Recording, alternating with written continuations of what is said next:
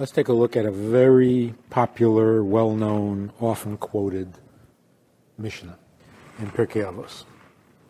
Hillel says, if I am not for me, right, who will be for me?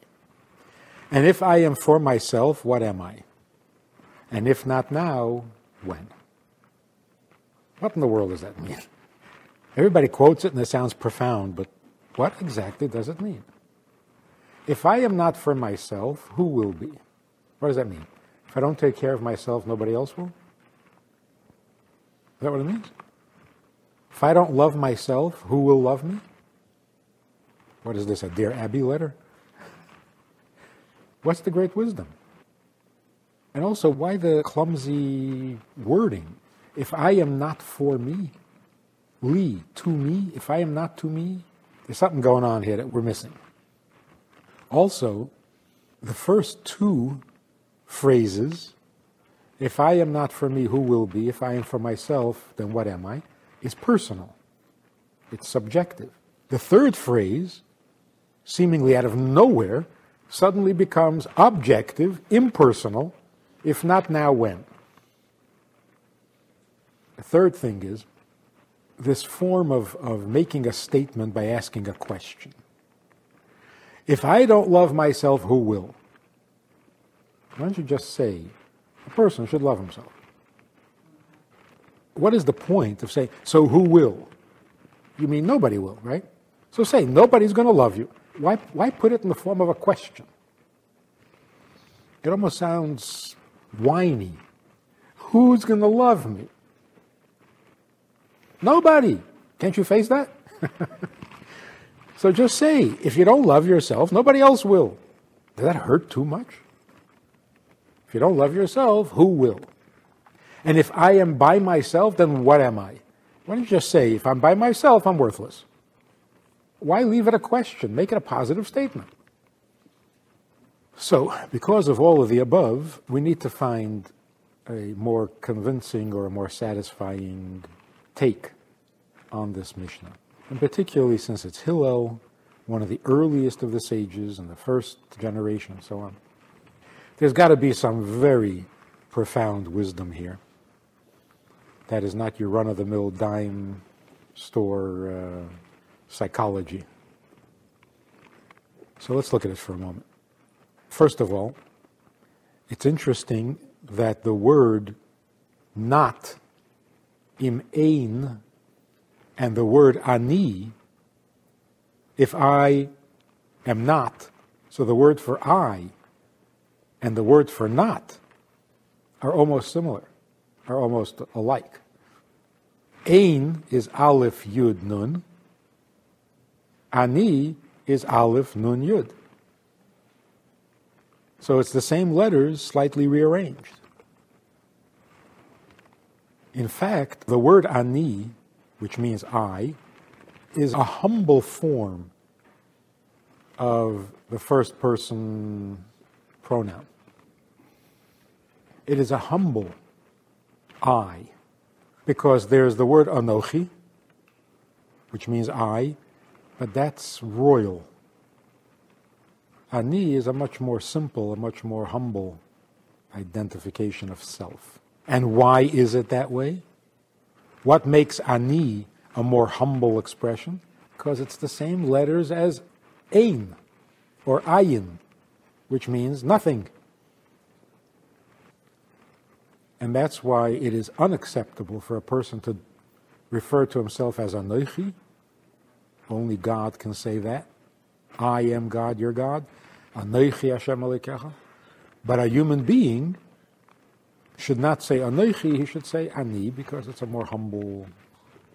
More specifically, the word ayin, not Ian, ayin, refers to the source of chachma, the source of intelligence. As it is written, V'hachachma me'ayin timotzei. Chachma comes out of ayin, out of nowhere. Because chachma means a discovery of a new idea. So if it's a new idea, where did it come from? It came out of nowhere. If it's deduced from another idea, then it's not out of nowhere, but then it's not chachma.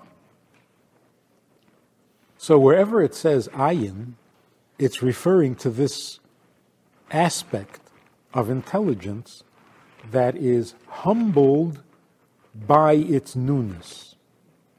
A moment ago, you didn't know. How arrogant can you get? You know, all the writers, commentaries, recent commentaries, not the classical commentaries.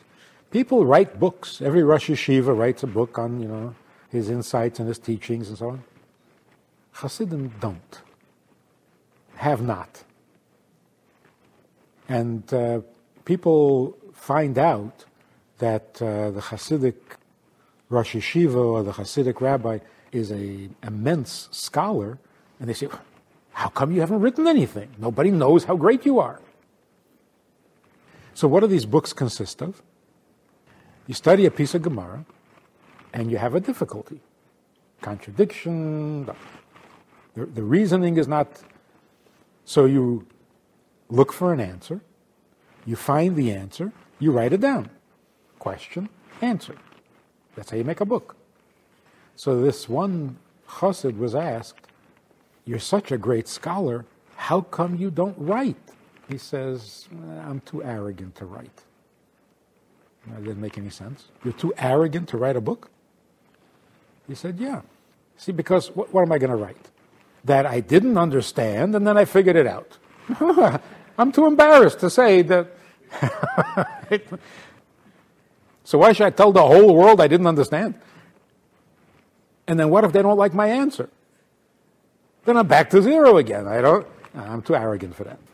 What he basically meant to say was, what are you writing books? You didn't understand and you finally figured it out, so shame on you. You have to tell the whole world. So when you discover something new, if it's really a new discovery, like the true geniuses who make revolutionary discoveries, those people are humble. Because when you see the idea come out of nowhere, you're humbled by it. It's like seeing a birth. You can only be in awe because it's a miracle, it's miraculous. So when the idea comes from nothing, as brilliant as it is, there's a humbling effect. And that's why Chachma is humble. Another thing about Chachma, which is called Ayin, or Ein, the other thing about Chachma is that it produces great pleasure. The aha of the mind is the highest pleasure that a human being can experience. So a person's capacity for pleasure actually depends on his capacity for Chachma. The more original a person's thinking is, the more pleasure he'll experience. A person who just follows instructions, there isn't that much pleasure. There's satisfaction, contentment, pride, job well done, but there isn't that kind of original pleasure. After Chachma comes Bina.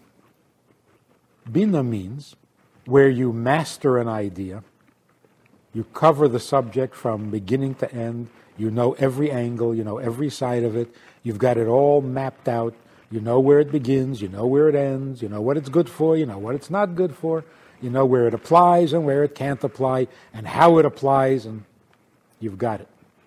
It's your subject. You didn't invent it. You didn't discover it.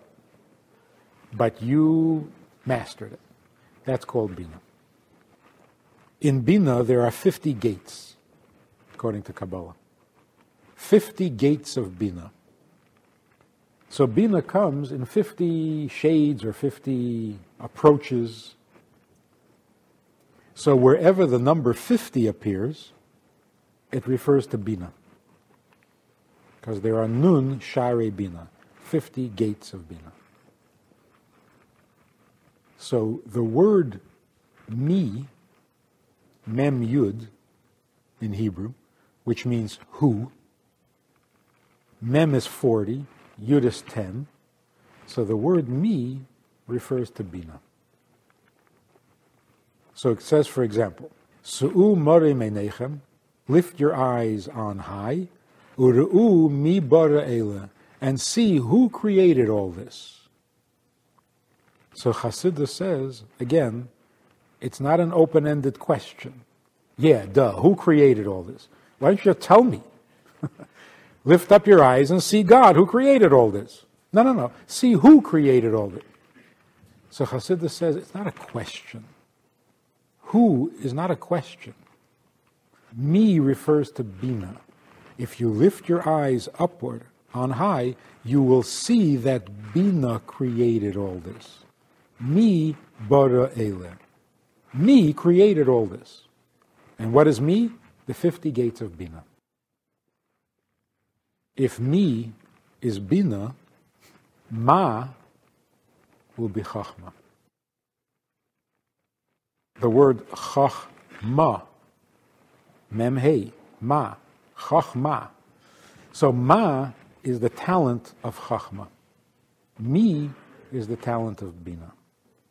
So now, Im Ein Anili, if the I, my identity, the me, the I, if I am humble, so Im Ein Anili, if I have a humble I, not if I am not for myself. If myself is a humble I, then Mili, then I have Bina. So if I have the humility of Chachma, then I will have Bina. Then Mili, then Bina is mine. And I got it. So if I start off with a humble Chachma, then I will have Bina. Then I will understand, I will grasp, I will master the subject. Usually when you master a subject, you get to be a little arrogant again. But if you start off with humility and then move on to the Bina will not make you arrogant. And that's the difference between holy subjects, Torah subjects, and secular subjects. In the secular subject, there is no Chachma. There is Bina.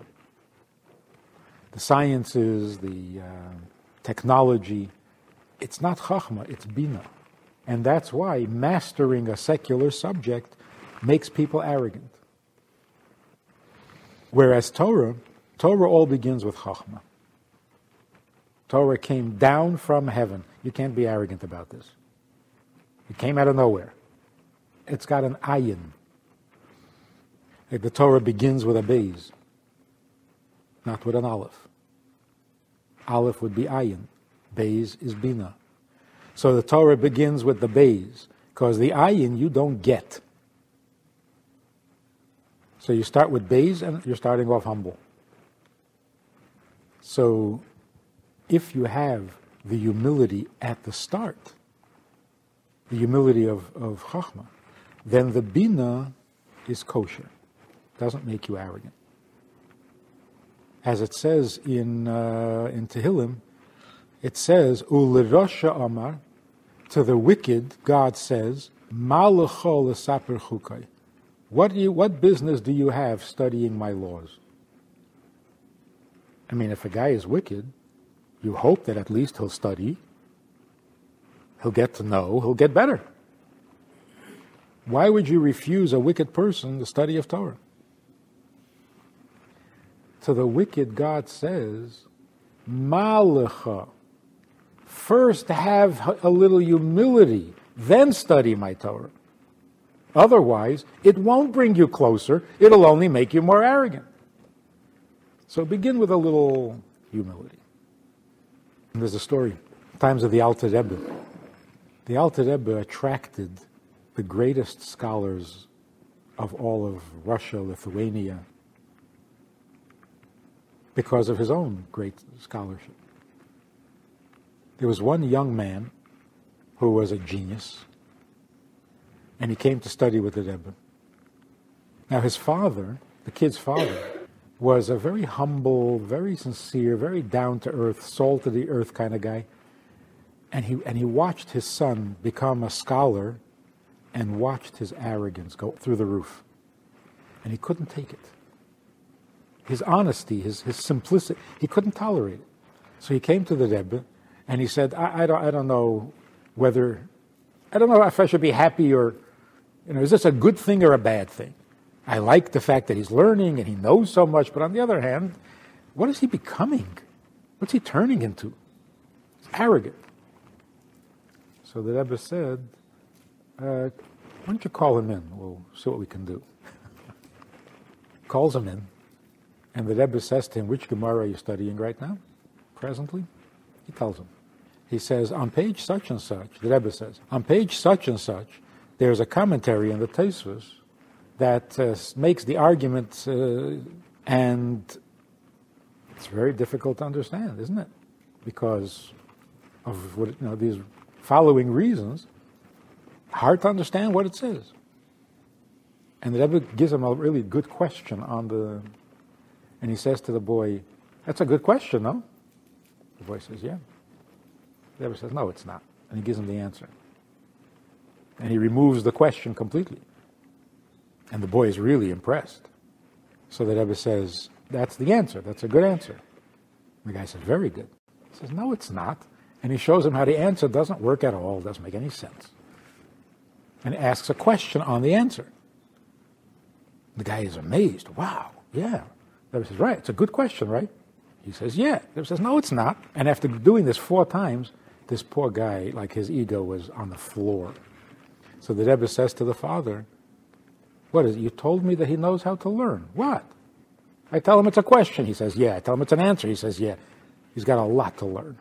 And the guy went out there, cut down to size. But he became a real Mensch, this guy.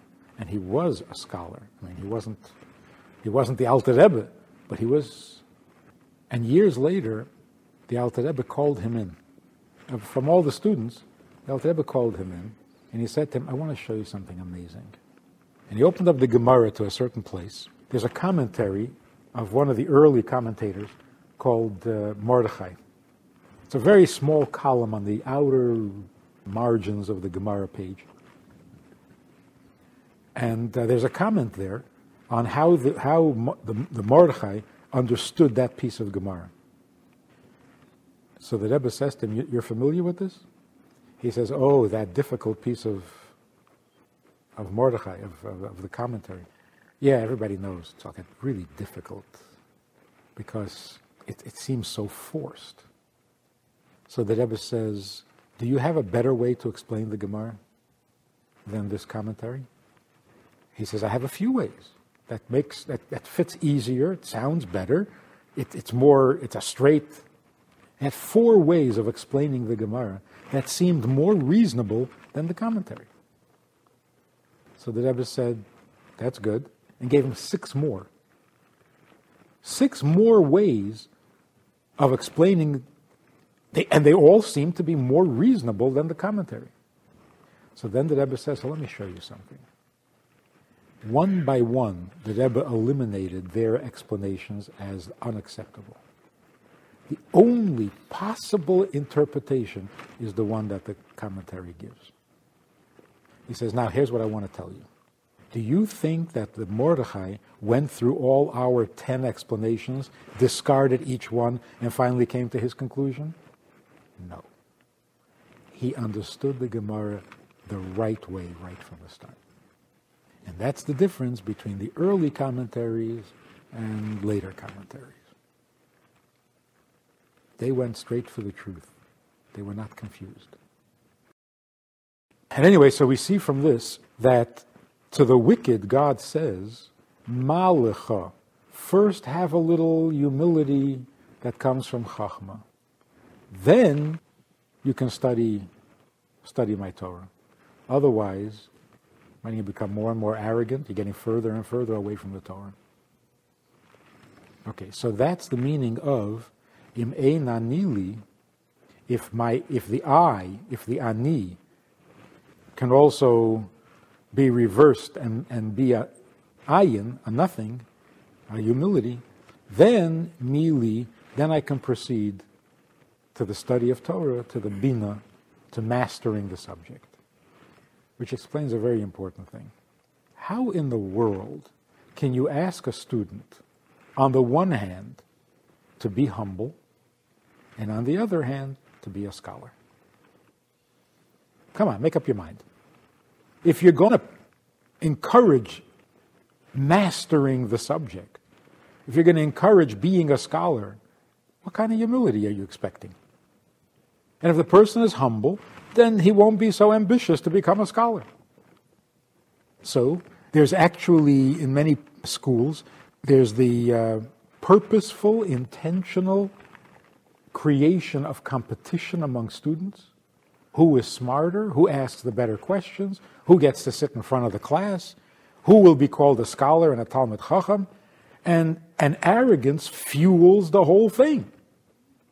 But again, you really should be humble. What? How is this going to work? So this is what the Mishnah is saying. Yes, you're supposed to be a scholar. Hillel was a scholar. But how did that not affect his arrogance or his humility? Because Hillel was humble. That's what he was famous for. So, how does it happen? Hillel is the personification of humility. And when he disagrees with Shammai, who might have been a greater scholar than him, yet the halacha always follows Hillel. So there was no compromise in his scholarship because of his humility. And there was no compromise of his humility because of his scholarship. So how does that work? So Hillel tells us, Im eina nili, then mili. If you start off with the humility of Chachma, then you can be a scholar. And it'll be good, not bad. But that's not even the end. You got to go up higher. Higher is, Kisha'ani la'atzmi, when I get to my essence. Atzmi means myself, or it means my essence, etzem. Right? Kisha'ani la'atzmi, when I go up higher and I get to the essence, then mo'ani, then I can bring divine wisdom down to my level. So first I raise myself to the wisdom of Torah. Then when I get to the essence, I bring that down to my level. So again, Kisha'ani la'atzmi, when I get to my essence, then mo ani, then I bring the wisdom down to me. I become it. What is the point of all of it? What is the purpose of all of learning?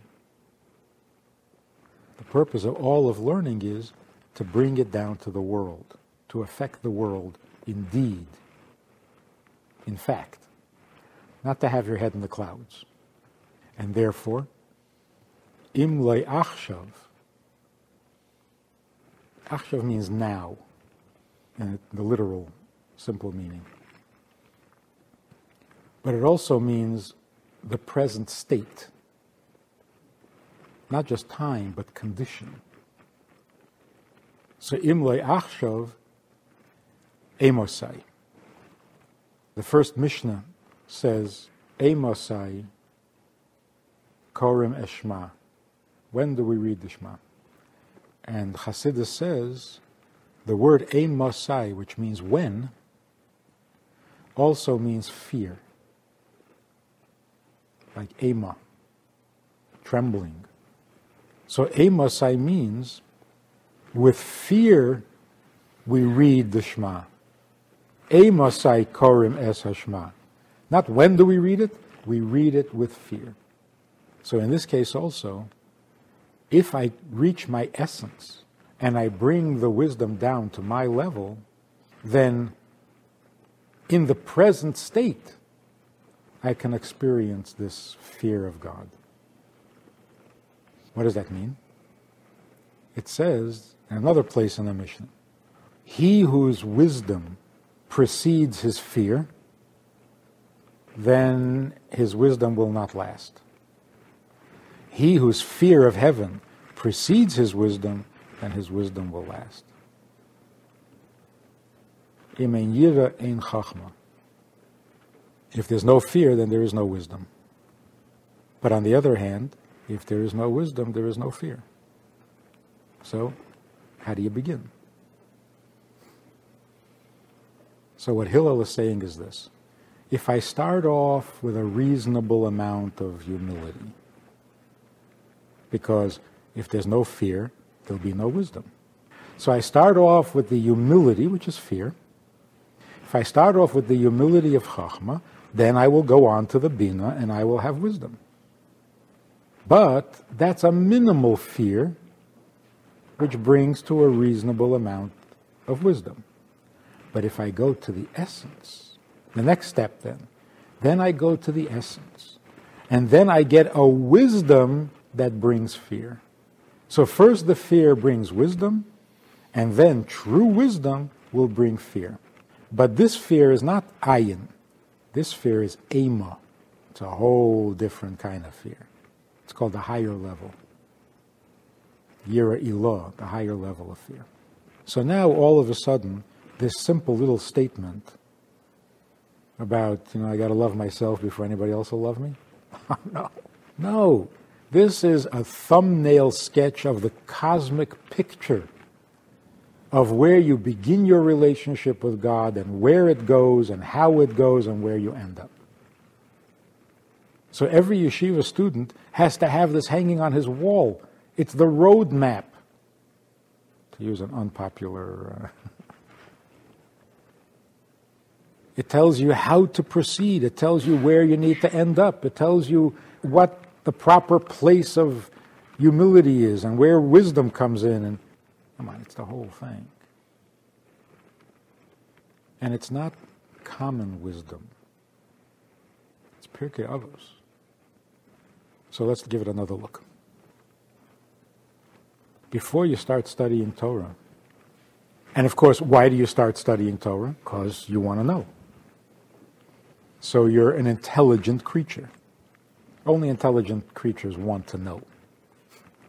So if you want to know and you want to study, obviously, you're intelligent. But you want to know Torah. So the first thing is that you have to appreciate the nature of the subject you're about to study. First, know what you're approaching. If you know that you're approaching Torah, then you have to feel humility. It's like, literally, coming before God and saying, so what do you think? You really want to know what God thinks? You sure you want to know? You sure you want to hear it? Because you may. And if you hear it, will you faint? Will you be overcome? So what do you mean you're asking God what he thinks? If you realize that that's what you're doing, then even though your motivation is intelligence, your experience is humility. Otherwise, you won't understand the Torah because you don't know what it is. So if you come to Torah thinking, oh, I heard there's great wisdom. So you open it up and it says, if I am not for me, then who will be? You say, oh yeah, I know, yeah, sure. Sure. Yeah, if you don't love yourself, you're not studying Torah. You don't know what you're doing. You're not getting it. You're not getting any wiser, and you're becoming more arrogant. So if you don't know the nature of the subject, then there will be no wisdom either. So if you don't begin with a little humility, what are you going to know? You're not going to know anything. We were just reading during Shabbos. We were reading the story of Elisha, who gives a woman a blessing that she's going to have a child. The child grows up, dies.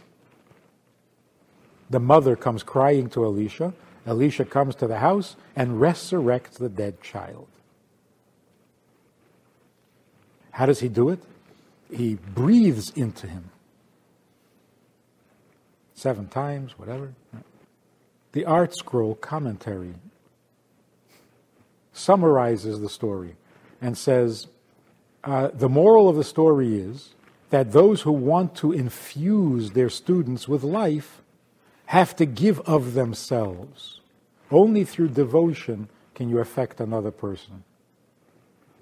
Oh my goodness. How lame. Like, this is divine wisdom? Or is this particularly the man resurrected a dead child? All you can come away with is, to be a good teacher, you really got to devote yourself. And to be a good carpenter? And to be it's lame. It's an insult to your intelligence. I'm sure that any person reading the Torah for the first time said, he what? He resurrected a dead child by breathing on him? Where's the commentary? He looks down at the commentary and it says, yeah, if you want to really affect children, you have to give. That's not what I need to hear. I need to know, how did he do it? He resurrected a dead child? And you have nothing to say about that? There's another story there where this woman had no money to pay her bills, so she came to Elisha, and he performed a miracle, and her oil she got rich on oil, and she was able to pay her bills. What is the commentary? A woman in need, and nobody in the community would help her. So she goes to the prophet of the generation, and he cares enough to help her. I can't believe this stuff. First of all, where in the world does it say that she went to everybody else and nobody would help her? Where do you get that from? It was a time of war. Israel was at war with Syria. Surprise, surprise. And they were losing. There was hunger. People were dying in the streets. What do you mean nobody would help her? And Elisha's greatness is he cared. Come on. If you don't start off with an awareness of what it is you're studying, you don't get it. You'll misunderstand. On the other hand, this guy tells me he took philosophy in college. Now he's a very wealthy businessman, but he took philosophy in college. And he says, you got to know what philosophy is. So his professor opened the semester. He said, okay, we're going to be studying philosophy. And let me give you a heads up as to what exactly we're going to be doing. He says, this guy traveled long distance to India, and he found his way up a mountain to a famous guru. And he said to the guru, Master, what is life? And the guru said, life is like a river. And the man said, really? How is life like a river? So the guru said, okay, so it's not like a river. That was his introduction to a course in philosophy. I'm going to tell you what life is all about. Then again, maybe it's not. That's philosophy. You got to know the subject so that you can approach it with the proper awe or lack of. Before you study Torah, you got to have somebody say to you, you know what Torah is all about? Torah is like asking God, so what do you think? If you could ask God, what do you think? How would you ask? Or would you dare? So when we approach Torah with that humility, simply the awareness of what you're about to engage in, then the wisdom works. Then you get to the Bina. But the truth is that that's not the whole story. That's not the essence. The essence is, and when you reach the essence, you realize that it's not about obtaining wisdom. It's about introducing God to the world. Why? Because that's what He wants. So when He asks us to study His Torah, when He comes along and says, let me tell you what I think, why does He do that? So that you can be a scholar? Not even with your humility So even studying Torah with humility, you then have to ask yourself, what's in it for God? Why does he make himself, why does he talk to me? Why does he answer my questions? Because I want to know. It's not about me. It's about him. And I realize God is making himself available to me, then it's not humble anymore. Then it's awe. Then it's frightening. Then I serve God with proper awe. So in Lo Achshav, if I don't think about the here and now, which means myself, I know, I don't know, I want to know. If I don't think about the here and now, then I get to the real Amosai. This is somewhat similar to the 3 stages of all your heart, all your soul, all your might. What is this thing, all your might? You already gave up your heart and soul. What have you got left? So the Gemara says, all your might means your money. Because people might be willing to give up their heart and soul, but they're not willing to give up their money. That's already too advanced a stage. So you have to give up your heart. That's not easy. You have to give up your soul. That's not easy. You even have to give up your money, which is the hardest of all. The Rebbe explains, giving up your heart means giving up your wants. I love this, I hate that, I like this, I don't like that. Give all that up. Stop it. Stop living through your own reality. Because there's a bigger reality. The bigger reality is, you got to do what you got to do. You can't live by your feelings. But then there's a higher step. Serve God with your soul. And that means with your life. Even if it cost you your life. Not just your feelings. Your life. In other words, your very existence. Because if you perceive reality through the filter of your existence, you're not getting a real picture. B'chol me'edecha means you serve God with all your might beyond your life, and that is not a filter at all. So it works like this. Are we, in fact, capable of seeing reality? Or are we trapped? We stand behind the camera and we can only see what comes through the lens. Is that the case? We can actually see reality or truth. How can you see truth if you're the observer and you're not true?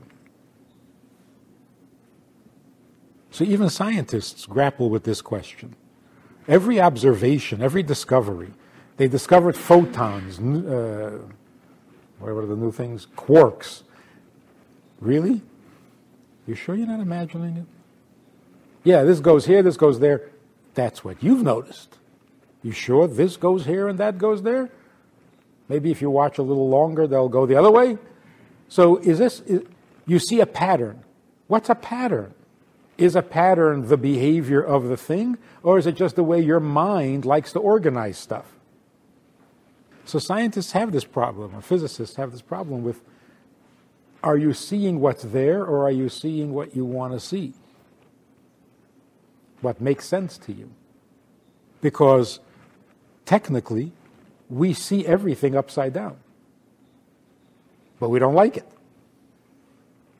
A pyramid can't stand on its point. So we flip it. Are we doing this with everything? We don't like the way it looks, so we turn it over. So now how does it really look? Oh, I don't know. If that's a problem with scientific, physical phenomenon, imagine what we can do with abstract thought. God said, God did, he didn't, well maybe, I thought he said. I think someplace the previous Rebbe writes that the thing that impresses him most about the story of the Akedah, God tells Avraham to sacrifice his son, and Avraham goes to do it. What impressed him the most was not Avraham's willingness or Yitzchak's willingness. What impressed him the most is that when God said to Avraham, sacrifice your son, Avraham was sure that that's what he heard. That's very impressive, because thou shalt not kill. Are you sure God said? How could he be that sure? That's impressive. Because when God speaks, you can play little games in your head and say, well, he didn't mean that. He couldn't have meant that. No, he meant something else. And Avram heard. And he was confident enough that he was ready to do something that's completely counterintuitive. So what does Ma'odecha mean? Ma'odecha means if you really put yourself aside, not only your feelings but also your life, then you can see reality. It's not impossible, as most people would assume.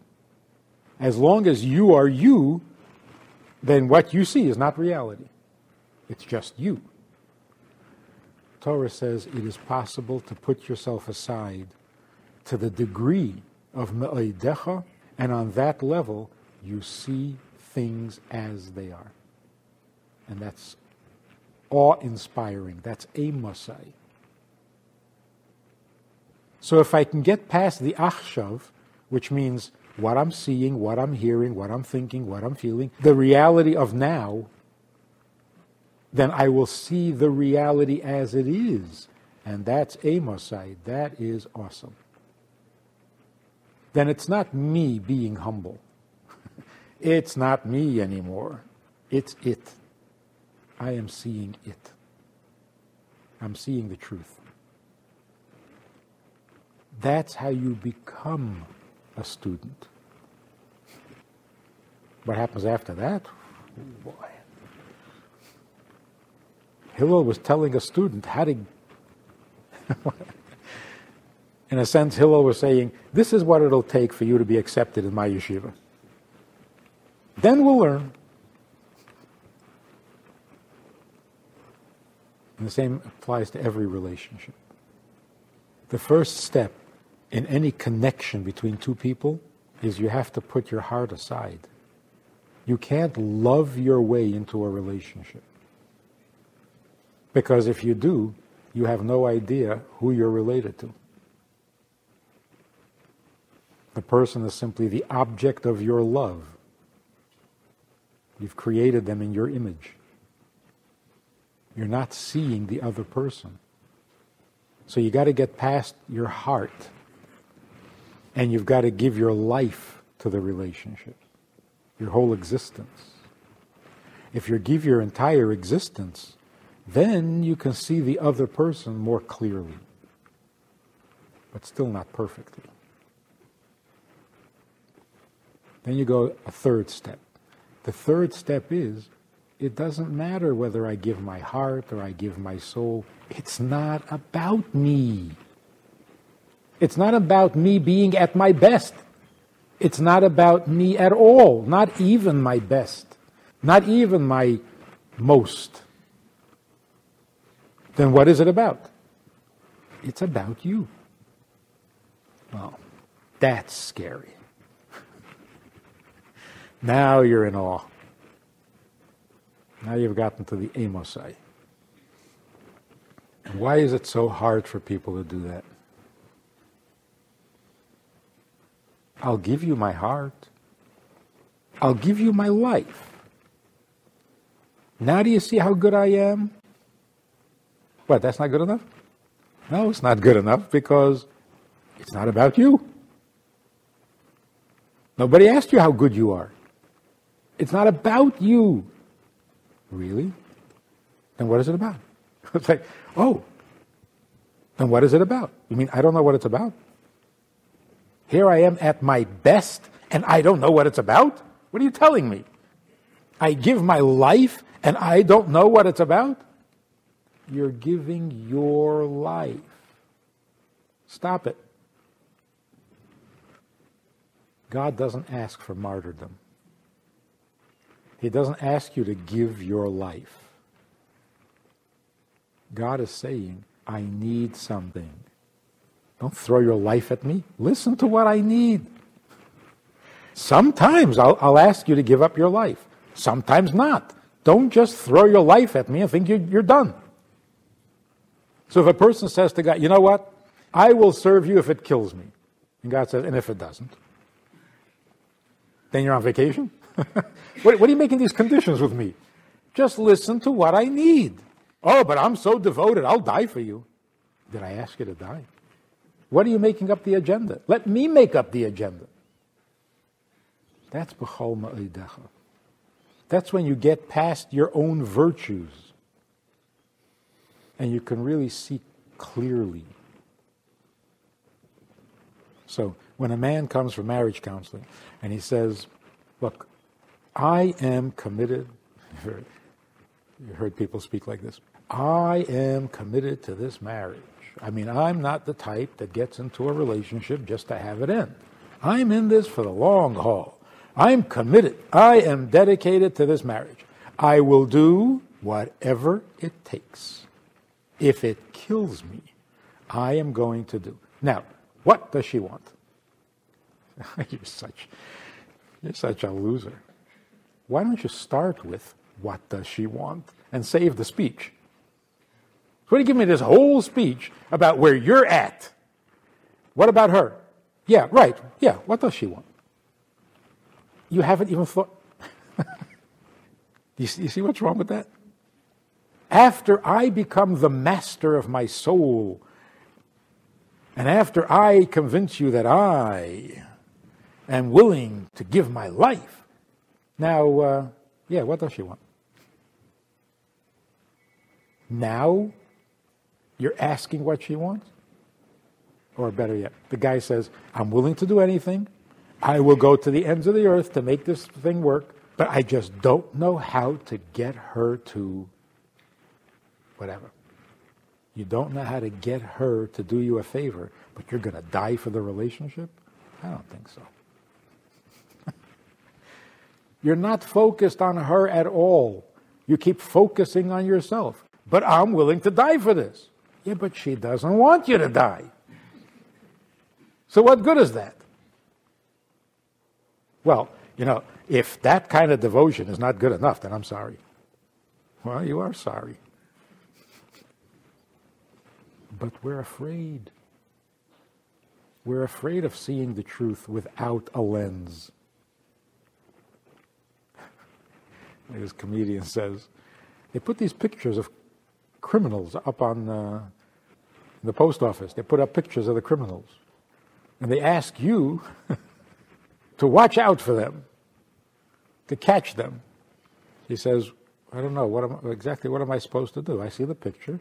I look at the guy behind me online. It's not him, so what else do you want from me? On the other hand, he says, whoever took that picture, why didn't he grab him? Don't stand there behind the camera. Come out from behind the camera and grab the guy. No, won't come out from behind the camera. See, that's why they always have a frontal shot and a profile shot. The frontal shot is when he was standing in front of the camera, and the profile is when he was walking away. Don't let him walk away, grab him. But we don't come out from behind the camera. We don't want to see a criminal really, so we'll look at him only through our lens, not really. We do this with our best friends, we do this with our children, with our spouses, I see you the way I see you. And I really am devoted to who? You don't even want to look at me straight. You can't even see me. What are you devoting yourself to? And that's why all your heart and all your soul may not be enough. You're willing, you're generous, You're sacrificing to whom? What's her name? You know her name? This woman you're willing to die for? And you haven't yet asked her what she wants? You need the mi'odecha. So once again, a simple Mishnah becomes cosmic.